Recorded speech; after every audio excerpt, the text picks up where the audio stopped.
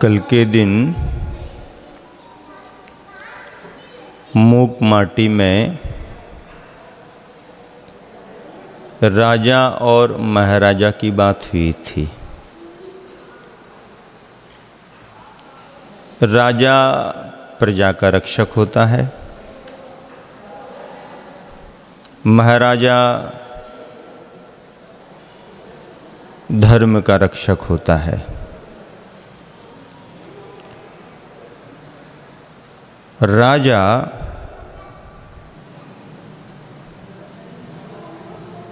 ध्वजा की रक्षा करता है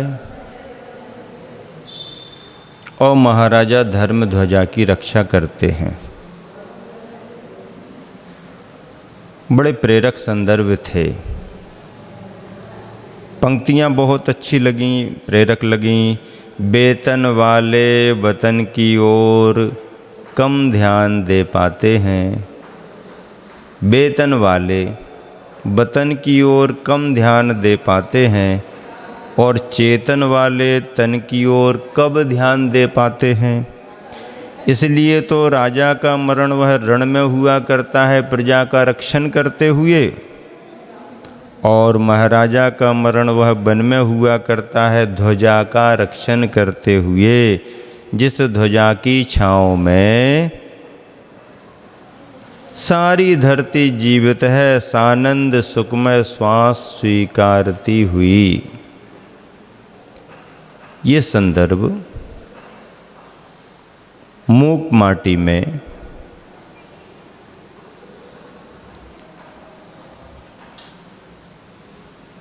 संदेश के रूप में व्यक्त हो रहे हैं। प्रकृति और पुरुष की बात आई, कांटे और फूल की बात आई, माटी की रौंदन क्रिया करने के लिए कुम्हार आगे बढ़ता है तो पैर माटी पर पैर रखना नहीं चाहते हैं। सारे संवाद संदेशवाही हैं। प्रकृति की चर्चा भी पुरुष के रूप में बहुत प्रेरक है। पुरुष चेतन भोक्ता आत्मा है, प्रकृति पौद्गलिक है जिसमें शरीर भी आता है। प्रकृति की आकृति में तुरंत ही विकृति उदित हो आई। ऐसे संदेशों को, संदर्भों को सुनकर के प्रकृति की आकृति में तुरंत ही विकृति उदित हो आई सुनकर अपनी कटु आलोचना, सुनकर अपनी कटु आलोचना और लोहिता छुबिता हो आई, उसकी लोहमयी लोचना आँखें। क्योंकि प्रकृति ने पुरुष को आज तक कुछ भी नहीं दिया, यदि दिया भी है तो रस भाग नहीं, खोका दिया है, कोरा धोखा दिया है। ऐसा सुनकर के प्रकृति की आकृति में तुरंत ही विकृति आ गई। सुनकर अपनी कटु आलोचना आँखें लाल लाल हो गईं। अपनी आलोचना सुनकर के तो होंगी। प्रखर किरणावली फूटती जिनसे जिस आलोक से उसका ललाट तल आलोकित हुआ। जिस पर कुछ पंक्तियाँ लिखित हैं, कुछ पंक्तियाँ लिखित हैं। प्रकृति नहीं पाप पुंज पुरुष है। प्रकृति अब जवाब दे रही है कि आपने तो सारा दोष हमारे पर मढ़ दिया, लेकिन नहीं, सुनो, प्रकृति नहीं पाप पुंज पुरुष है। प्रकृति की संस्कृति परंपरा पर से पराभूत नहीं हुई। प्रकृति की संस्कृति परंपरा पर से पराभूत नहीं, अपितु अपनेपन में तत्परा है। पुरुष को पुरुषार्थ के रूप में कुछ उपदेश, और प्रकृति अब पुरुष को पुरुषार्थ के रूप में कुछ उपदेश दे रही है। क्या उपदेश दे रही है? अपने से विपरीत पनों का पूर्व, अपने से विपरीत पनों का पूर्व पर को कदापि मत पकड़ो। अपने से विपरीत पने का पूर पर को कदापि मत पकड़ो, सही सही परखो उसे हे पुरुष। पकड़ो मत, परखो। जो विपरीत पने का पूर है, भंडार है, उस पर को कदापि मत पकड़ो, सही सही परखो उसे। परखने में दोष नहीं है, पकड़ने में दोष है। तो आप परखो, पकड़ते क्यों हो हे पुरुष। किसी विध मन में मत पाप रखो, पर खो उसे पल भर। किसी विध मन में पाप मत रखो, पर खो, पर को खो उसे पल भर परखो। पाप को भी, फिर जो भी निर्णीत हो, अच्छे और बुरे को समझ लो, पुण्य और पाप को समझ लो, अच्छे से परख लो। पकड़ो मत, अच्छे से परखो। फिर जो भी निर्णीत हो अपना। जो भी निर्णीत हो अपना लो। जो हो अपना लो, अपना लो उसे। फिर जो भी निर्णीत हो अपना, विराम लगा दिया गुरुवन ने, हो अपना, फिर लो। हो अपना तो उसे लो, अपना लो, अपना लो, अपना लो। दूसरे का मत लो, अपना हो तो लो, अपना हो तो लो। और अपनेपन को, अपनी बात को, अपने तत्व को अपना लो उसे। फिर सूक्ष्माति सूक्ष्म दोष की पकड़।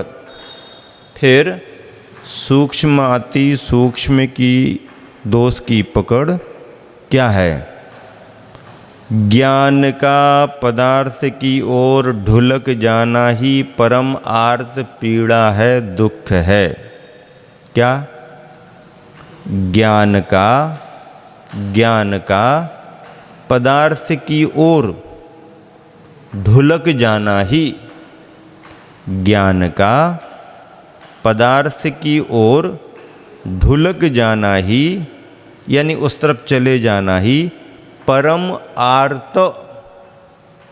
आर्त पीड़ा है।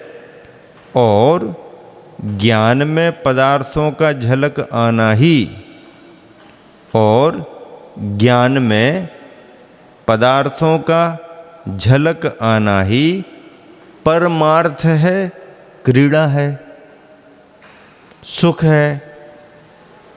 पहले में दुख है। ज्ञान का पदार्थ की ओर ढुलक जाना ही परम आर्त है, पीड़ा है, दुख है।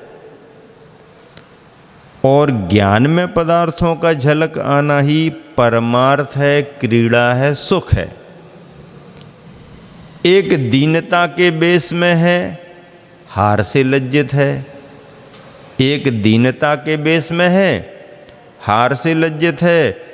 एक स्वाधीनता के देश में है, एक स्वाधीनता के देश में है, सार से सज्जित है।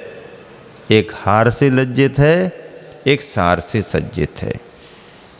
ये जो सूत्र गुरुबन ने यहाँ पर दिया है, इससे हम दार्शनिकता और आध्यात्मिकता को समझें।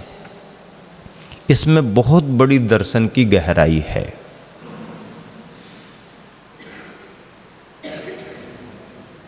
जैन दार्शनिकता ये कहती है कि भगवान के ज्ञान में पदार्थ झलकते हैं। भगवान को जानने के लिए पदार्थ की तरफ अपने उपयोग को नहीं करना पड़ता। हम छद्मस्त हैं, संसारी हैं, सर्वज्ञ नहीं है, केवली नहीं है। इसलिए हमें जानने के लिए अपने उपयोग को पदार्थ की ओर ले जाना पड़ता है। हमारा उपयोग, हमारा ज्ञान जब उस पदार्थ की ओर जाएगा, पदार्थ से जुड़ेगा, तो हम उसकी जानकारी ले पाएंगे। छद्मस्त के लिए किसी बात का ज्ञान करने के लिए अपने ज्ञान को पदार्थ से जोड़ना पड़ता है, किंतु सर्वज्ञ केवली भगवान को, अरहंत भगवान को, सिद्ध भगवान को, किसी को जानने के लिए अपने ज्ञान को उस तरफ नहीं ले जाना पड़ता है। भगवान के ज्ञान में पदार्थ स्वयं झलकता है। उदाहरण ऐसा कि हम जानकारी लेते हैं तो आँखों से देख करके जानकारी लेंगे, कानों से सुन करके जानकारी लेंगे, नाक से सूंघ करके गंध कैसी है, ठीक है कि नहीं है जानकारी लेंगे, चख करके स्वाद की जानकारी लेंगे। किसी भी तरीके से स्पर्शन रसनक घ्राण चक्षु कर्ण के माध्यम से ही हम जानकारी ले पाते हैं। इंद्रियों से ज्ञान करके, मन से विचार करके जानकारी ले पाते हैं। तो हमारा तुम्हारा जितना भी ज्ञान है यह इंद्रियों के अधीन ज्ञान है। 5 इंद्रियां और एक मन, इसके बिना हमें कोई जानकारी नहीं। और यह होने पर भी आंखें तो बहुत अच्छी हैं लेकिन रात अंधियारी है। लो एक समस्या और खड़ी हो गई। आंखें तो अच्छी हैं लेकिन अंधियारी रात है तो अब दिखना बंद हो गया। उजाला करो, उजाला करो, उजाला करो। उजाले में दिखता है, हाँ उजाले में दिखता है। उजाला कर दिया, अब उजाला तो कर दिया लेकिन आदमी अंधा है। तब उजाला तो हो गया लेकिन आंखें नहीं है। और आंखें हैं तो उजाला नहीं है, उजाला है तो आंखें नहीं है, तो दिखेगा कैसे? समस्या है, क्योंकि छद्मस्त का ज्ञान इंद्रियों के आश्रित होता है। उजाला कर भी दिया, आंखों से दिख भी रहा, तो सामने सामने जितना उतना दिखेगा। अब इस बोर्ड के पीछे क्या रखा है, फ्लैक्स के पीछे क्या रखा है, दीवार के उस तरफ क्या है, कौन आकर के बैठ गया। सामने जो बैठे वो तो दिख रहे हैं, पीछे आकर के कौन बैठ गया। हम कोई चतुर्मुखी भगवान थोड़ी है कि पीछे का भी दिखाई दे जाए। नहीं, आगे ही आगे का दिखेगा, पीछे का कुछ भी नहीं दिखेगा। आगे का 100 फीट, 50 फीट, 200 फीट दूरबीन ले लो तो और दूर का दिख जाए, लेकिन पीछे का दिखेगा क्या? दूरबीन पीछे लगा लो, यहाँ पर दिखेगा क्या? दूरबीन तो लगा ली, उससे दिख जाता ना। नहीं, दूरबीन में आंखें भी तो लगे ना, उजाला भी तो हो। तो हमारा तुम्हारा ज्ञान इंद्रियों के अधीन है। जब हमारा ज्ञान पदार्थ से जुड़ता है तो हमें जानकारी मिलती है, और जब हमारा ज्ञान पदार्थ से जुड़ता है तो राग द्वेष हुए बगैर होता ही नहीं कुछ। कोई भी चीज़ दिखेगी, प्रतिक्रिया में अच्छा लग रहा है, ठीक नहीं दिख रहा है। और ऐसा हो गया, उनको ऐसा नहीं करना था। मतलब हमारा तुम्हारा ज्ञान कहीं भी जुड़ेगा, प्रतिक्रिया उसकी होती ही होती है। इसका मतलब है हमारा ज्ञान पदार्थों से जुड़ता है, राग द्वेष आता है, राग द्वेषी विकल्प कराता है। राग द्वेष के बगैर हमारा ज्ञान काम ही नहीं करता है। छद्मस्त का ज्ञान है, राग द्वेष से प्रभावित है। और फिर जब हमारा ज्ञान पदार्थ की ओर जाता है तो ज्ञान का पदार्थ की ओर ढुलक जाना यानी उस तरफ आगे बढ़ जाना। ज्ञान का पदार्थ की ओर ढुलक जाना ही परम आर्त यानी दुख, परम आर्त है, पीड़ा है, दुख है। और ज्ञान में पदार्थों का झलक आना ही, ज्ञान में पदार्थों का झलक आना ही परमार्थ। परम आर्त में और परमार्थ में अंतर है। परमार्थ है क्रीड़ा है, सुख है। एक दीनता के बेस में है, सो हार से लज्जित है। दीनता हार से लज्जित है। एक स्वाधीनता के देश में है, सो सार से सज्जित है। हमारा हाथ अग्नि की तरफ जाएगा तो हाथ में दाहकता आएगी ही आएगी। और हमारे ज्ञान में यदि अग्नि आ गई तो कुछ दिक्कत नहीं। फिर हम यदि सोचेंगे, चला करके सोचेंगे, तो कुछ न कुछ प्रतिक्रिया होगी। पर हम सोचेंगे नहीं और ऐसी अवस्था में प्राप्त हो गई सर्वज्ञपने की, अरहंतपने की, कि जहाँ पर मन से सोचना नहीं होता है, फिर भी लोक और अलोक का प्रत्येक कण कण, प्रत्येक कण कण, प्रत्येक क्षण क्षण स्वाधीन और स्वतंत्र होकर के दिखाई देता है। तो सर्वज्ञ भगवान के ज्ञान में लोकालोक झलकते हुए भी उनको कोई भी प्रतिकूलता नहीं। दर्पण में आग की लपटें कितनी भी दिखें, दर्पण गर्म नहीं होगा। दर्पण में आग की लपटें कितनी भी दिखें, दर्पण गर्म नहीं होगा। और आपने अग्नि लगा दी और पास में बैठ गए तो आप गर्म होंगे ही होंगे। और यदि मान लीजिए पास में नहीं भी बैठे हैं, दूर बैठ करके भी बार बार गर्मी के बारे में सोचेंगे, बार बार गर्मी के बारे में सोचेंगे, तो तन में भले ही नहीं पर मन में तो गर्मी आना शुरू हो जाएगी। ज्ञान पदार्थ की ओर जाएगा, कष्ट महसूस होगा। हमारे ज्ञान में पदार्थ आएगा, हम निर्विकल्प रहेंगे। इसलिए अरहंत भगवान को, सर्वज्ञ भगवान को कैसा प्रस्तुत किया है? सकल ज्ञेय ज्ञायक तदपि। इतने से काम नहीं बनेगा। सकल ज्ञेय ज्ञायक कोई बात नहीं, संपूर्ण ज्ञेय के ज्ञायक हैं भगवान। संपूर्ण ज्ञेय, लोक के चराचर जितने पदार्थ हैं, जड़ जंगम जितने पदार्थ हैं, चेतन अचेतन जितने पदार्थ हैं, तीनों लोकों के जितने पदार्थ हैं, सकल ज्ञेय के ज्ञायक हैं। तदपि, जानने में तो संपूर्ण लोक के ज्ञाता दृष्टा हैं, जानने देखने में भगवान। तदपि निजानंद रस लीन। कितनी गजब की बात।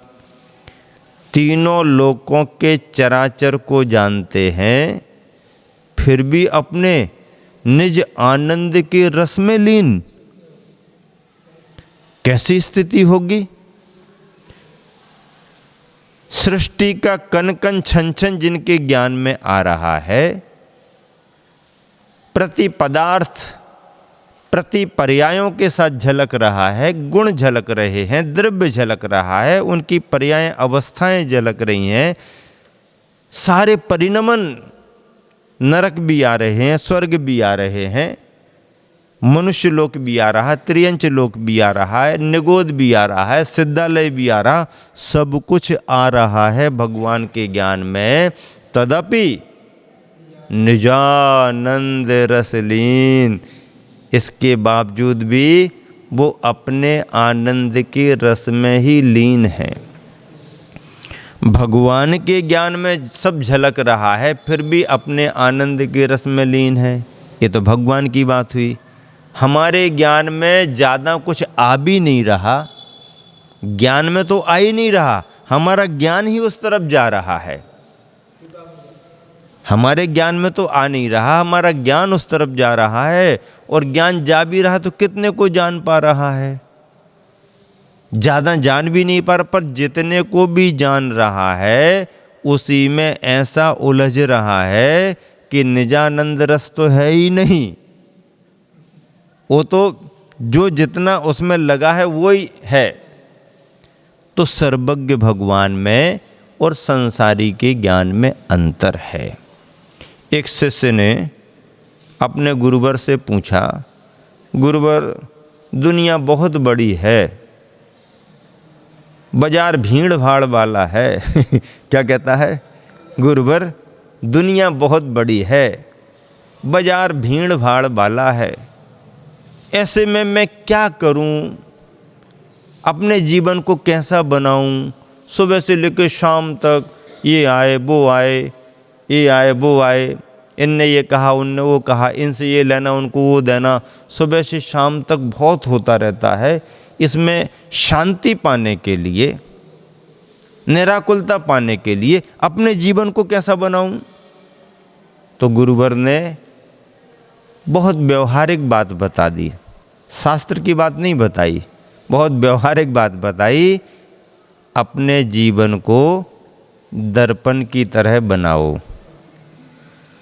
क्या?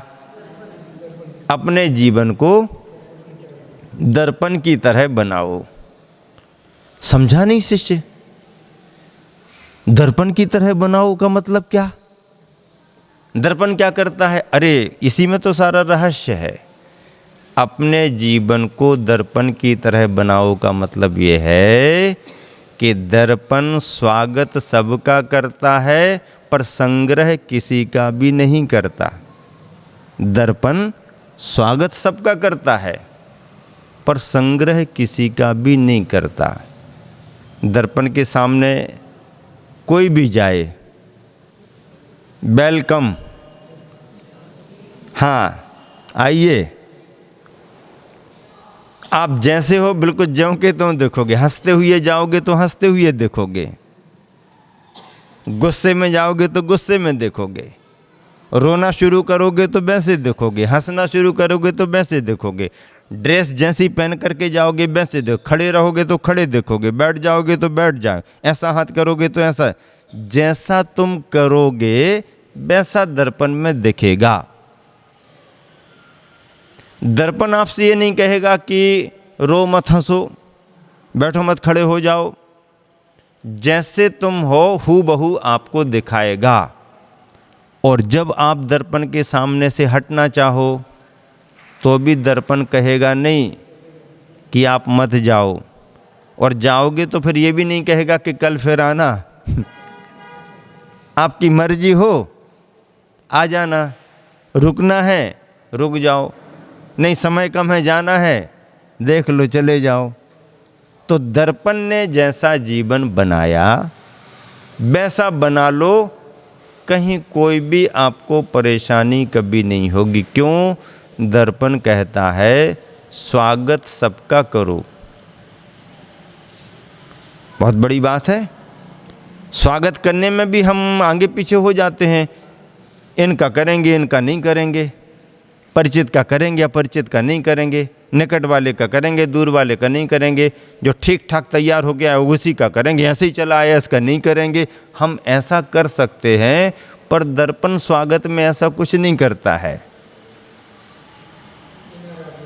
बिना जो जैसा है सहज।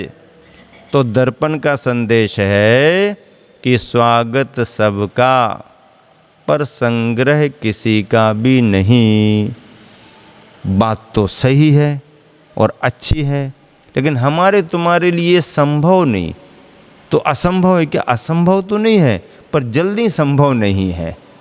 असंभव तो नहीं है पर जल्दी अपन चाहते हैं कि यहाँ बटन दबाया और वहाँ पर बिजली, बटन दबाया और उजाला। तो बटन दबाने पर यहाँ उजाला तो कर सकते हो, पर अपन ने बटन दबाया और किसी से राग द्वेष ना हो, ऐसा हो सकता क्या? तुम बाहर की सामग्रियों को खाने पीने के रूप में छोड़ सकते हो। 1 महीना ये नहीं खाएंगे, 1 महीना ये नहीं खाएंगे, साल भर ये नहीं, जिंदगी भर ये नहीं खाएंगे। और आपने मन बना के नियम लिया तो जैसा नियम लिया वैसा कर भी सकते हो। तो खाने पीने पहनने ओढ़ने में तो त्याग कर सकते हो, लेकिन 1 महीना हम क्रोध नहीं करेंगे 1 महीना मोह नहीं करेंगे, 1 महीना राग द्वेष नहीं करेंगे, 1 महीना किसी के बारे में बिल्कुल कुछ भी नहीं सोचेंगे। तो विचार कर सकते हो, पर तुम्हारे हाथ में है क्या? कब कहाँ से क्या आ जाए कुछ पता पड़ता क्या? कोई संदेशा दे करके आते क्या? कोई फ़ोन करके आते क्या? कोई घंटी बजा करके आते क्या? हम आ रहे हैं सावधान हो जाओ, नहीं, वो तो कौन सा भाव कब कहाँ आ गया कुछ भी पता नहीं, कुछ भी पता नहीं। बाहर से आप आते हो तो सूचना दे देते हो, बाहर से आप आते हो समाचार देने की सुविधा है, कमेटियाँ होती हैं, उनके नंबर होते हैं।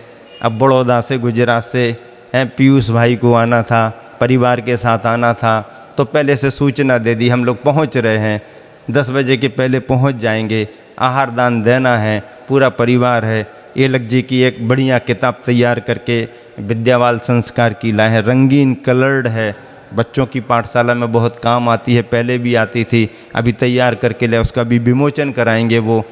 तो पहले से सूचना हो गई, आ रहे हैं हम पूरा परिवार, दोनों जन डबल सीए हैं दोनों सीए हैं। अब बताओ, यहाँ तो परिवारी जन आते, महाराज हमारा बच्चा सीए कर रहा, निकाल नहीं पा रहा, ऐसा नहीं हो रहा, ये रुक गया वो रुक गया, ऐसा पेपर। ये तो दोनों सीए हैं और कितने बरस से सीए कर रहे, सबसे सर्विस कर रहे, फिर भी धर्म के प्रति रुचि। अपनी मम्मी को लेके आए, परिवार के साथ आए, समाचार आ गया, आहारदान में सम्मिलित हो गए, अपनी किताब ले आए, अभी थोड़ा सा विमोचन कराएंगे समय पर। तो बाहर से तो सुविधा है कि कोई आए तो सूचना दे दे, अंदर से कोई आता है तो घंटी बजा के आता क्या?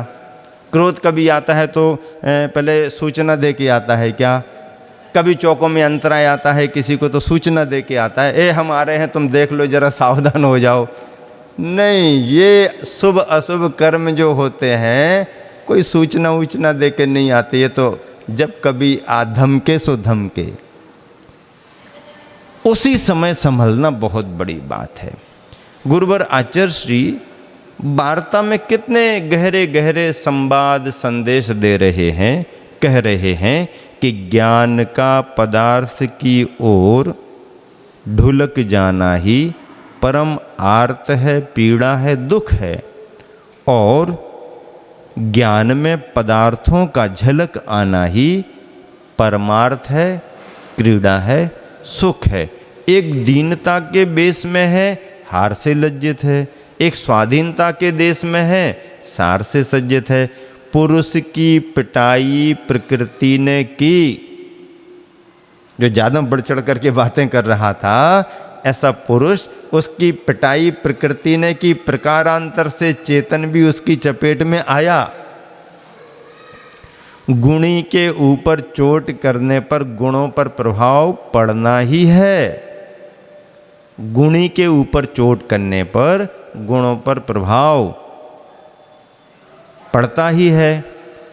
आघात मूल पर हो, जड़ पर आघात मूल पर हो, द्रुम सूख जाता है, द्रुम यानी वृक्ष, आघात मूल यानी जड़ पर हो, द्रुम वृक्ष सूख जाता है। दो मूल में सलिल, जड़ में डालो सलिल यानी पानी तो पूरन फूलता है, फिर जड़ों से पानी पहुंच जाता, रस बनता है, फूल फल आते हैं। सो शिल्पी का चेतन सचेत हो, सपर कर्तव्य पर प्रकाश डालता सा। अब शिल्पी अपनी बात कह रहा है, पुरुष का प्रकृति पर नहीं चेतन पर, पुरुष का प्रकृति पर नहीं चेतन पर, चेतन का करण पर नहीं अंतःकरण मन पर। करण यानी इंद्रियां, तो इंद्रियां शरीर से संबंध रखती हैं, तो चेतन का करण पर नहीं अंतःकरण मन आत्म तत्व पर, मन का तन पर नहीं करण गण पर, साधनों पर, और करण गण का पर नहीं तन पर नियंत्रण शासन हो सदा, इन पर नियंत्रण क्रमशः होना चाहिए। किंतु तन शासित ही हो, तन तो शासित ही होता है, किसी का भी वह शासक नियंता ना हो भोग्य होने से। और आगे क्या कहते हैं, और सर्वे सर्वा शासक हो पुरुष, गुणों का समूह गुणी संवेदक भोक्ता होने से चेतन की क्रियावती शक्ति जो बिना वेतन वाली है सक्रिय होती है, चेतन की इस स्थिति को अनुमति प्रेषित करती शिल्पी के अधरों पर स्मृति उभर आती। स्मृति यानी मुस्कान। ऐसे संदेशों को सुन के, रहस्यों को सुन करके शिल्पी के अधरों पर, ओंठों पर मुस्कान आ जाती है। और क्या स्पष्ट होता है? उपयोग का अंतरंग ही, उपयोग का अंतरंग ही रंगीन ढंग वो योगों में रंग लाता है। योग किससे प्रभावित होते हैं? उपयोग से प्रभावित होते हैं। हाथ बाद में उठता है, हाथ उठाने का भाव पहले आता है। उपयोग ज्ञान दर्शन स्वभाव, उपयोग के अनुसार योग काम करते हैं। योग मन वचन काया, उपयोग अलग होता है, योग अलग होता है। योग मन वचन काया कहलाता है। उपयोग ज्ञान और दर्शन की परिणति जो आत्मा से जुड़ी हुई होती है। तो उपयोग का अंतरंग ही रंगीन ढंग वो योगों में रंग लाता है। उपयोग का अंतरंग ही रंगीन ढंग वो योगों में रंग लाता है। शिल्पी के अंग अंग चालक से चालित यंत्र सम, शिल्पी के अंग अंग चालक से चालित यंत्र सम संचालित होते हैं। और सर्वप्रथम शिल्पी का दाहिना चरण मंगलाचरण करता है। कभी भी कोई भी कार्य प्रारंभ करना हो, यात्रा प्रारंभ करनी हो, घर से बाहर किसी अच्छे उद्देश्य से निकल रहे हों, तो ऐसा कहा जाता है लक्षणों में कि दाहिना पैर पहला रख करके और निकल जाएं। आचार्य ने भी उसी भाव को ध्यान में रख करके लिखा, शिल्पी का दाहिना चरण मंगलाचरण करता है। बायां चरण भी तो कर सकता मंगलाचरण है, नहीं कर सकता? कर सकता, लेकिन शुभ के रूप में जो लिखा गया है या जो मान्यता है। तो अब शिल्पी को क्या करना? मिट्टी को रौंदना है ना। अभी तो काम आगे ही नहीं बढ़ा। ये तो रोटी बनाने की बात तो तुम्हारी बाद में होगी, अभी तो आटा ही नहीं उसना जा रहा। अभी तो जब आटा उसना जाएगा तो फिर रोटी बनेगी, जब माटी रौंदी जाएगी फिर तो घड़े की बात करेंगे। अभी तो माटी नहीं रौंदी जा रही भाई। पहले ही एक प्रश्न खड़ा हो गया, जैसे ही कुंभकार माटी को रौंदने को तैयार होता है तो पैर इनकार कर देता है कि मैं और माटी के माथे पर पैर रखूं, माटी के माथे पर पैर रखूं, ये तो बड़ा अनर्थ हो जाएगा। माटी तो महान बनती है और मैं पैरों से पद दलित करूं, ये मुझसे संभव नहीं है। पैर ने इनकार कर दिया। फिर बीच में प्रकृति और पुरुष की चर्चा, ये आ गई वो आ गई और खूब सारी बातचीतें संदेश हो गए। लेकिन बाद में फिर जब शिल्पी के लिए सारी बात समझ में आ गई तो फिर उसका उपयोग बदलता है। और उपयोग का अंतरंग ही रंगीन ढंग वो योगों में रंग लाता है। जब शिल्पी का उपयोग बदल गया तो हाथ पैर चाल ढाल सब बदल जाती है। हाथ पैर चाल ढाल ये अपने मन से नहीं होते हैं, ये तो हमारे विचारों से होते हैं। बिना अंतः प्रेरणा के किसी का शरीर संचालित नहीं होता। इंद्रियों को साधन कहा है, लेकिन इनका मालिक कौन है? ड्राइवर कौन है? ड्राइवर तो मन है। इंद्रियां तो जो उन्हें ऑर्डर मिलता है वो काम करती हैं। ऑर्डर कौन देता है? कान ने सुना, अब सुनने के बाद में अच्छा लगा कि बुरा लगा, ये कौन करेगा? कान करेगा क्या? कान के पास ही क्षमता है क्या? अच्छा गाना है, अच्छा गाना नहीं है, अच्छा मंगलाचरण किया, अच्छा ये कान के पास क्षमता है क्या? नहीं। कान तो स्वरों को पकड़ता है।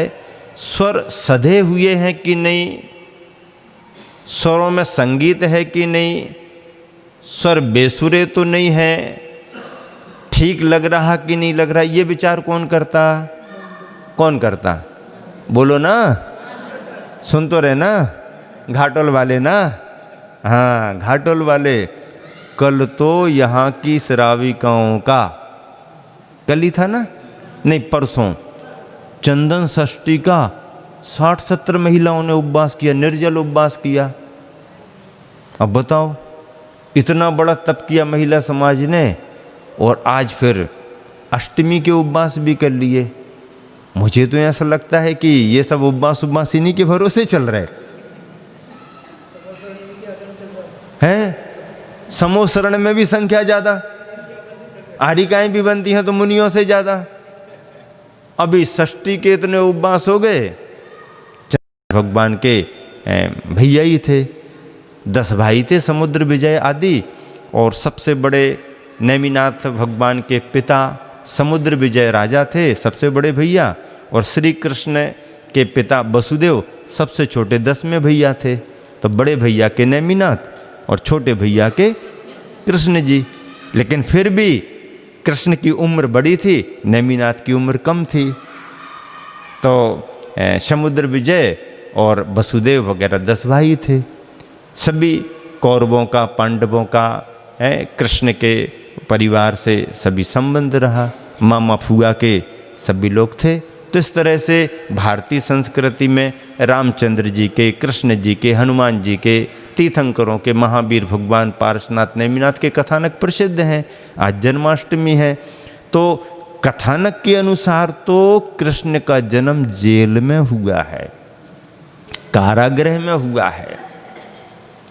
कंस ने देवकी को पहले से ही, क्योंकि ये निमित्त ज्ञानियों ने बता दिया था कि देवकी की संतान से कंस का मरण होगा, और कंस ने सुन लिया। तो देवकी की जितनी संतानें होंगी सबको पहले से जेल में रखो। हाँ, लेकिन कृष्ण जी का जन्म होते समय अतिशय घटित होने लगे, क्योंकि नारायण थे, पुण्य थे। जन्म कब हुआ किसी को पता नहीं। द्वारपालों को नींद आ गई, दरवाजे खुल गए, वसुदेव आ गए, देवकी से ले लिया, छिपा छिपा करके टेप टोपरे में रख करके, और कहाँ मथुरा और कहाँ वृंदावन। जमुना नदी को पार करना है, बाढ़ पूर नदी में आया हुआ है। द्वार गेट मुख्य द्वार से निकल रहे, बहुत जोर से एक पानी की बूंद जाने से और छींक आ गई कृष्ण को, तो एकदम हिल गया। तो ऊपर जो उग्रसेन बंदे थे कंस के पिता, उनको आभास हो गया कि ये सब हुआ है, और वसुदेव कृष्ण को लेकर के जा रहे हैं। तो चिरंजीवी रहो, चिरंजीवी रहो। फिर उन्होंने समझ लिया कि इनने समझ लिया है, तो वसुदेव कहने लगे आवाज करके, रहस्य को गुप्त रखा जाए, किसी को बताना नहीं। रहस्य को गुप्त रखा जाए, किसी को बताना नहीं। ये सब वार्ताएं हो गई, और कन्हैया जी नारायण छिपा छिपा करके, डर के कारण कंस को खबर ना लग जाए। कंस का आतंक था, कंस का प्रभाव था। कंस ने ठान लिया था देवकी की जो भी संतान होगी मारेंगे। लेकिन देवकी की संतानें कृष्ण को छोड़ करके 6 पुत्र तो तद्भव मोक्षगामी थे, और 2-2 पुत्र होकर के 3 बार में 6 पुत्र हुए। 6 पुत्र तद्भव मोक्षगामी थे। 2-2 की संतान 3 बार में 6 पुत्र हुए, और देवों ने उनके पुण्य प्रभाव से कि कंस यहाँ परेशानी खड़ी करेगा, तो उन दोनों सद्या प्रसूत पुत्रों को उठा करके वैदिशा नगरी, भद्दलपुर, उस समय की नगरी जो कहलाती थी वर्तमान की विदिशा मध्य प्रदेश में, उस भद्दलपुर नगरी में अलका सेठानी के यहाँ 2-2 की संतान में भी पुत्र हो रहे थे, पर वो मृतक पुत्र हो रहे थे। तो देवों ने सब जानकारी लेकर के इनको वहाँ रखा, वहाँ के पुत्र यहाँ लाके रखे। और कंस ने जब आके देखा, अरे ये तो मरे हुए जन्मे, अब इनको क्या करें, ये क्या मारेंगे हमारे लिए। लापरवाह हो गया, चला गया। एक बार वो लड़की हुई, तो उसको देख करके उसको उठा के पटक दिया, नाक दबा दी, ये क्या करेगी हमारा, ऐसा है। फिर कृष्ण अंत में हुए। अब जब कृष्ण अंत में हुए तो इनके पुण्य से वहाँ की सारी स्थिति बदल गई। कंस को खबर ही नहीं लगी और कन्हैया जी निकल गए। जन्म कारागृह में भले हुआ, लेकिन उनका पुण्य इतना था कि किसी को पता भी नहीं लगा और सुरक्षित स्थान पर पहुंच गए। मथुरा अलग, वृंदावन अलग, गोवर्धन पर्वत अलग, ये सब आगरा वालों के पास ही है। जिनवानी चैनल आगरा में चलता है ना, आगरा से जिनवानी चैनल चलता है, पूरे देश में जैन समाज देखती है, देश विदेश में जाता है, तो आगरा के पास ही तो ये सब है। और उनका पुण्य उनको ले गया, बहुत अच्छे से रहे, बढ़िया रहा। फिर बात की कहानी तो फिर क्या सुनानी, जन्माष्टमी की कहानी हो गई और श्राविकाओं के उपवास खूब हो गए आज यहाँ पर अपना तो उपवास से प्रयोजन है। तो कहने का मतलब है कि जागरूकता में ये सब होते हैं, और जब तक अंतरंग से परिणाम नहीं आता है, ये बाहर की क्रियाएं भी कुछ नहीं होती हैं। स्वाध्याय, सामायिक, नियम, संयम, ये सब अंतरंग के अपने भावों से ही होते हैं। तो शिल्पी के मानस में जो परिवर्तन आया, उससे क्या बात लिखी, उपयोग का अंतरंग ही रंगीन ढंग वो, उपयोग का अंतरंग ही रंगीन ढंग वो योगों में रंग लाता है। शिल्पी के अंग अंग चालक से चालित यंत्र सम संचालित होते हैं, और सर्वप्रथम शिल्पी का दाहिना चरण मंगलाचरण करता है। दाहिना चरण मंगलाचरण करता है, सनय सनय ऊपर उठता हुआ, धीरे धीरे ऊपर उठता हुआ, फिर माटी के माथे पर उतरता है। दाहिना पैर मंगलाचरण कर रहा है, सनय सनय ऊपर उठता हुआ, फिर नीचे माटी के माथे पर उतरता है। चंद्रमा की चांदनी को तरसती चतुरी चकवी सम, साहित्यिक छटा। चंद्रमा की चांदनी को तरसती चतुरी चकवी सम, शिल्पन चरण का स्वागत करती माटी अपना माथा ऊपर उठाती हुई। चलो, हमारे को तो बनना है, हमारे को तो आगे बढ़ना है, और हमारा भविष्य कुंभकार के हाथों में है। अब चाहे हाथों से करे और चाहे पाँव से करे, ये नहीं करना चाहता, ये इसकी उदारता है, महानता है, सज्जनता है कि मेरे ऊपर पैर नहीं रखना चाहता। लेकिन जब तक कुमार माटी पर पैर नहीं रखेगा, माटी का रौंदन नहीं करेगा, जब तक माटी मिक्स होकर के चिकनाहट को लेकर के नहीं आएगी, तब तक माटी कुंभ कलश नहीं बन सकती। ऊपरिल नीचे की ओर, निचली ऊपर की ओर, माटी ऊपर की नीचे दर कर दी और नीचे की ऊपर, पैरों से वो उसकी मशीन अलग तरह से चलती है। हाँ, नेचुरल मशीन तो वही है, अब तो ये सिस्टम अलग आ गए। रोटियाँ जो गृहिणी के हाथों से बनती हैं, और गृहिणी के द्वारा हाथों से बनाई गई रोटी की जो प्रकृति होती है, भले गोल गोल रोटियां बन जाए मशीन से, पर उन रोटियों में वो बात नहीं आती है, वो बात नहीं आती है। वो गृहिणी के हाथों में हाथों के साथ भाव जुड़ते हैं, उस भाव की मिठास आती है। मशीन तो मशीन है, मशीन मशीन है। गाय भैंस का दूध यदि मशीन से निकाला जाए तो गाय भैंस दूध दे देंगे सिस्टम से, पर उनमें हर्ष की अनुभूति नहीं होगी। और उसका मालिक, उसका सेवक जब बर्तन लेकर के जाएगा तो कई बार विलंब यदि हो रहा है मालिक का, तो गाय देखती है, भैंस देखती, अभी तक क्यों नहीं आए, दूध देने का समय हो रहा है, अभी तक लेने को क्यों नहीं आए। वो चाहती है कि मालिक जल्दी आए, क्योंकि सेवा करता है। तो जब मालिक सेवा करने वाला दूध दुहने के लिए बैठता है, तो मालिक के भावों से, मालिक की सेवा से उसका मन इतना पुलकित प्रसन्न होता है कि सहज दूध देती जाती है। भावों का प्रभाव पड़ता है, सहज है। मशीनों का नहीं, मशीनों की कहानी तो ये अलग है। मशीनें सिस्टम है, आत्मीयता नहीं है। तो अपने हाथ से रोटी बनाना और मशीन से रोटी बनाना। महाराष्ट्र में हम लोग 3 महीना एलोरा का गुरुकुल है, बैरूर गुरुकुल है, वहाँ रुके थे। गुरुकुल है बच्चों का, पहाड़ पर पार्श्वनाथ भगवान का गुफा मंदिर है। एलोरा विश्व प्रसिद्ध स्थान है। मन लगा तो 3 महीना गए थे, 8 दिन के लिए 3 महीना रुके रहे।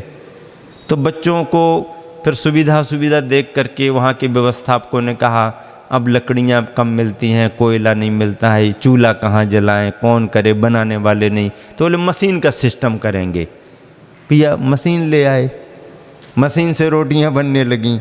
हम लोगों को बताया, हमको भी जिज्ञासा लगी कैसे बनती मशीन से रोटी। देखें तो एक दिन वो प्रबंधक, अध्यक्ष मंत्री पाटनी जी वगैरह सभी हम लोगों को, महाराजों को, महाराज जी चलो आप भी देखो। देखो क्या गुरुकुल तो है, बच्चे ही बच्चे तो हैं। घूमते हुए चले गए बच्चों के गुरुकुल, सारे बच्चे खड़े हो गए, महाराज जी आओ आओ। हाँ ठीक है, दिखाओ भाई सिस्टम कहाँ है। अब वो मशीन उनकी घूम रही है, उसमें हीट अंदर रहती है और वो वहाँ से आटा होता है, आटा खुद अपने आप में वो ऊपर नीचे हो करके होता है, फिर आता है, फिर उसकी ये लोई बन जाती है, फिर वो आगे जाती है, फिर वो करते हैं गोल गोल, फिर तवे पर ऐसे एक साथ 10, 12, 15 रोटियां रख देते। वो सिकती रहती, घूमती रहती, पलटते रहते और उठा उठा के फेंकते जाते। अच्छा भाई नया सिस्टम है। खुश हो रहे थे महाराज जी, अब काम जल्दी हो जाएगा, बच्चों को प्रतीक्षा नहीं करना पड़ेगी। पहले कितनी बनाएं, एक साथ बच्चे बैठते, अब एक साथ जल्दी जल्दी काम हो जाएगा। ठीक है, अच्छा आशीर्वाद दे दिया हमने, बढ़िया है, व्यवस्था होना चाहिए। 1-2 साल बाद उनकी खबर आई, बोले महाराज जी वो तो मशीन ही अलग कर दी। क्यों? अरे वो बच्चे कहते रोटी में टेस्ट ही नहीं आता बच्चे कहते कि रोटी में टेस्ट नहीं आता। तो मशीन तो चलती है, सिस्टम है, सुविधा हो गई, पर खाने में स्वाद नहीं आता, ऐसा उन लोगों ने कहा। और फिर उन लोगों ने उस मशीन को अलग कर दिया। मतलब मशीनों का धर्म अलग है और परिणामों का धर्म अलग है। एक सज्जन मिले और वो सुनाने लगे, पूछा, परिचित थे, क्यों साहब कैसा चल रहा है और सब ठीक है ना, कोई असुविधा तो नहीं?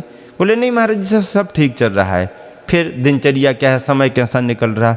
बस महाराज जी 4थी रोटी खा के जी रहा हूँ। क्या कहते? 4थी रोटी खा के जी रहा हूँ। पहली बार हमने सुना ऐसा कि 4थी रोटी खा के जी रहा हूँ, तो नयापन सा लगा। हमने कहा ये क्या कह रहे आप, ऐसा 2 रोटी खा के, 4 रोटी खा के, 6 रोटी खा के जी रहा हूँ, तो ऐसा तो समझ में आता कि भाई जिसकी खुराक जैसी हो उतना भोजन करता, और आदमी कह सकता कि इतना खा के जी रहा हूँ। तो हमने उसको कहा कि आप ऐसा बोलो ना कि 4 रोटी खा के जी रहा हूँ। नहीं, बोले 4 रोटी वाली बात नहीं महाराज, 4थी रोटी खा के जी रहा हूँ। 4थी रोटी खा के जी रहा हूँ का मतलब क्या है? हम लोगों को तो ये कुछ सुनने में नहीं आया, पढ़ने में नहीं। क्या है 4थी रोटी खा के जीने का मतलब क्या? बोले महाराज जी सुनो, हंसते हंसते उनने सुनाया। बोले महाराज जी पहली रोटी माँ की, तो वो तो गई माँ की रोटी। अच्छा, फिर बोले दूसरी रोटी पत्नी की, तो पत्नी की रोटी तो वो भी चली गई। अच्छा, बोले तीसरी रोटी बहू की, तो बच्चे अलग हो गए कहने लगे बच्चे अलग हो गए। तो बोले अब वो बनाने वाली आती है तो बना के रख जाती है। अब 4थी रोटी तो हो गई ना, पहली रोटी माँ की गई, दूसरी रोटी पत्नी की चली गई, तीसरी रोटी बहू की थी, कुछ समय मिली, बाद में उनको अपना अपना करना था, तो वो तीसरी रोटी भी चली गई। तो बोले अब वो समय पर आ जाती है बनाने वाली, बना के रख जाती है, तो 4थी रोटी खा के जी रहे हमने कहा ये गणित तुम्हारा बहुत जमा, 4थी रोटी खा के जी रहे, मतलब 4 रोटी खा के तो दुनिया जी सकती है, लेकिन 4थी रोटी खा के आप जी रहे, तो अब ये तो बहुत बढ़िया बात है। तो बोले महाराज जी आज का समय ऐसे ही हमारा ही नहीं, बहुत सारे लोग देश दुनिया में 4थी रोटी खा के जी रहे हैं। समय ऐसा आ गया। बुंदेलखंड में एक कहावत है, कहते हैं पुराने लोग, मघा नक्षत्र में पानी गिरे तो बारिश फुल मान ली जाती है, और बाकी नक्षत्रों में कितना भी गिरे मघा सूखा रह जाए तो बारिश फुल नहीं मानी जाती। और कहावत है, डिक्शनरी में भी लिखी है कि मघा न वर्षे भरे न खेत। मघा नक्षत्र, मघा न वर्षे भरे न खेत, और माता न परसे भरे न पेट। कितना भी कोई भी करे, पर माँ का भोजन मातृत्व का भोजन होता है, और उससे ही बेटे का पेट भरता है। नीति तो यही है सही। इसलिए माँ की तुलना संसार में और किसी से की नहीं जा सकती है, चाहे वो धरती माँ हो, और चाहे जन्म देने वाली माँ हो, और चाहे गौ माता हो, और चाहे जिनवानी माँ हो। माँ अतुलनीय है, अतुलनीय थी, आज भी है और आगे भी रहेगी। माँ का सम्मान धरती पर सबसे बड़ा सम्मान माना गया। माता पिता उसमें सम्मिलित हो जाते हैं। इस तरह से अब माटी पर पैर रखना है तो शिल्पी ने तो बड़ा संकोच किया, लेकिन माटी खुद उतावली हो रही है कि जल्दी जल्दी मंगलाचरण करो ना, हमको भी तो आगे बढ़ना है, हमको भी तो आगे बहुत काम करना है। तो फिर जब उसने दाहिना कदम उठा करके रखा और फिर अपना क्रम बढ़ाया, ऊपर की माटी नीचे, नीचे की माटी ऊपर, ऊपरल नीचे की ओर, निचली ऊपर की ओर, झटपट झटपट सी उल्टी पलटी जाती माटी, झटपट झटपट सी उल्टी पलटी जाती माटी।